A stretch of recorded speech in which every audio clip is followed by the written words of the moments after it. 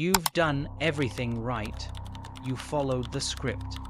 You stayed in school, you collected the credentials, you secured the good job with the benefits package, and you've spent the last decade trading 40, 50, 60 hours a week for a digital deposit that hits your account every second Friday. Yet, as you sit there at 30, looking at a savings account balance that barely covers 3 months of existence, a cold realization begins to settle in. You aren't building a life, you're funding a subsidy. The discomfort you feel isn't imposter syndrome, and it's not because you buy too many lattes. It is the physiological response to a systemic trap. You were told that a salary was the path to freedom, but in the modern architecture of money, a salary is nothing more than a maintenance payment.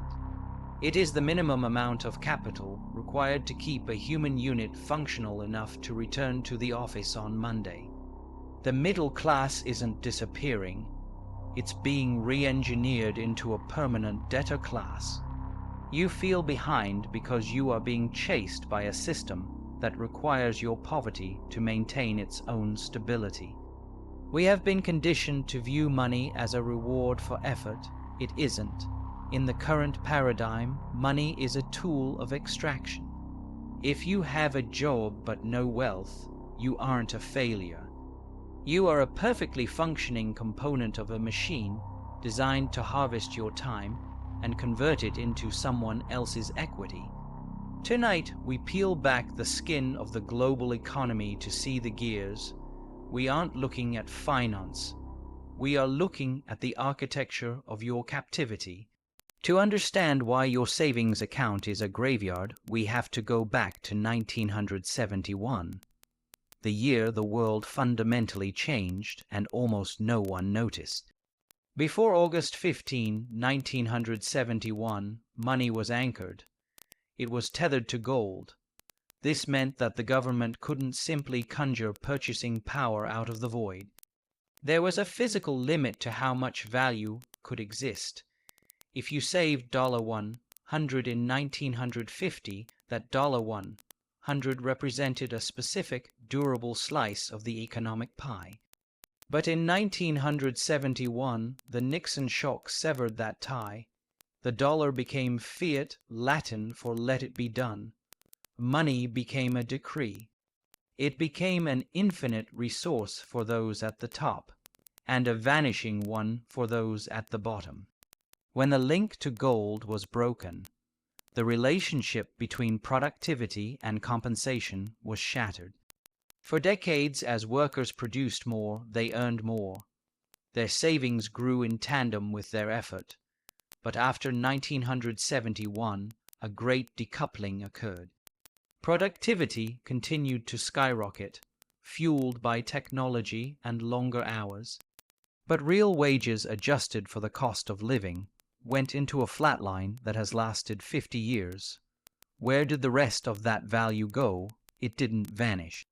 It was redirected. By shifting to a debt-based monetary system, the architects of the new economy ensured that saving became a losing strategy. In a world of infinite money printing, the value of your stored labor savings is constantly diluted. You are running on a treadmill that is slowly accelerating. If you stay at the same pace, you move backward. To even stand still, you have to run faster every year.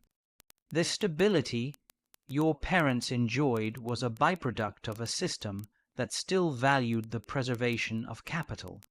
The system you inherited values the velocity of debt.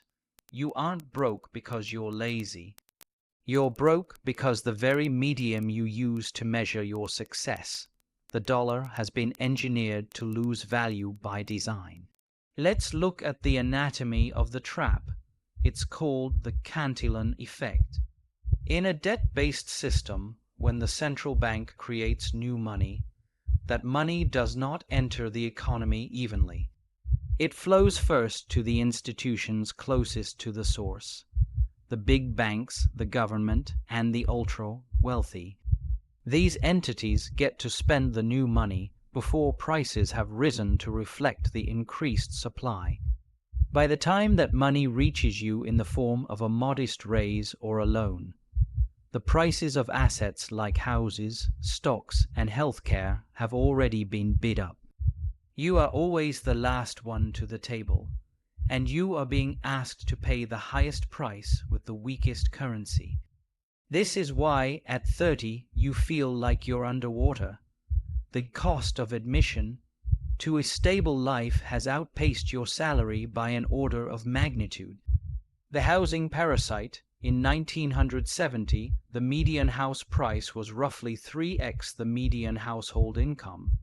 Today, in many urban hubs, it is 8x, 10x, or 12x. You aren't paying for bricks and mortar. You are paying for the massive amount of cheap credit that has been pumped into the real estate market. The education debt trap. We told an entire generation to take on five-figure debts before they even had a job, under the promise of higher earnings. But those earnings are paid in diluted dollars, while the debt is fixed and carries interest. You started the race with a lead weight around your neck. The inflationary tax. When the government prints money to fund its deficits, it is effectively taxing your savings without ever passing a bill.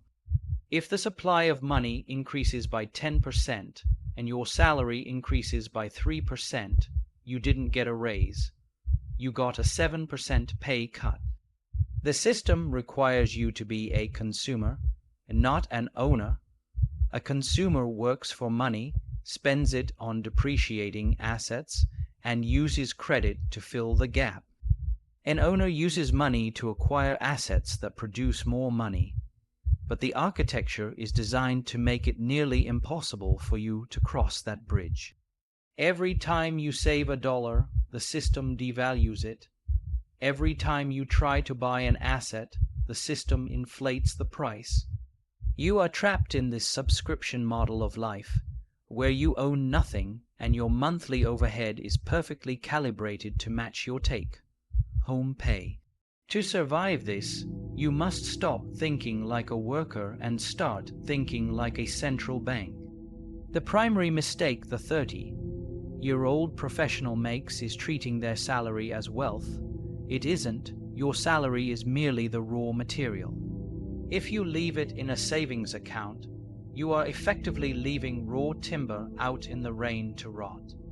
The architecture of wealth isn't about how much you earn. It's about the structural conversion of labor into hard assets. In a system of infinite fiat, the only defense is scarcity. The elite do not hold cash. They hold claims on reality. They hold land because they aren't making any more of it. They hold equity in companies that have the power to raise prices against inflation.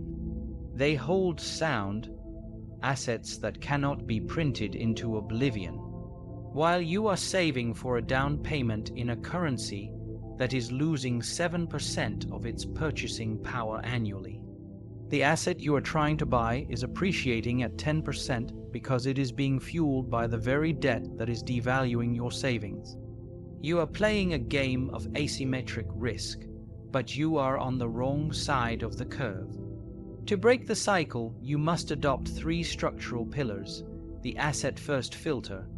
Most people look at their paycheck and ask, what can I afford to buy? The architect asks, what asset can I acquire that will eventually buy this for me? If you buy a car with your salary, you have traded your life force for a depreciating metal box. If you buy a cash flowing asset, the asset pays for the car. One path leads to a zero balance, the other leads to an automated future. Debt as a tool, not a trap. There are 2 types of debt. Consumer debt is a mortgage on your future time. Strategic debt is using the system's own cheap money to acquire productive assets. The wealthy use debt to buy things that pay for the debt. The middle class uses debt to buy things that require them to work more. The exit from the time for money trade As long as your income is tied to your physical presence, you are a localized risk. If you get sick, if you are fired, if the industry shifts, the flow stops. Systemic wealth requires decoupling.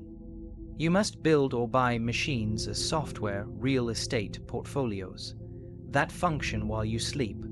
Wealth is not a number in a bank account. Wealth is the number of days you can survive without working. If you have $50,000 in savings but your expenses are $5,000 a month, you are only 10 months away from poverty. You aren't wealthy, you're just on a long vacation. True wealth is when your assets generate more than your cost of existence. That is the only exit from the machine.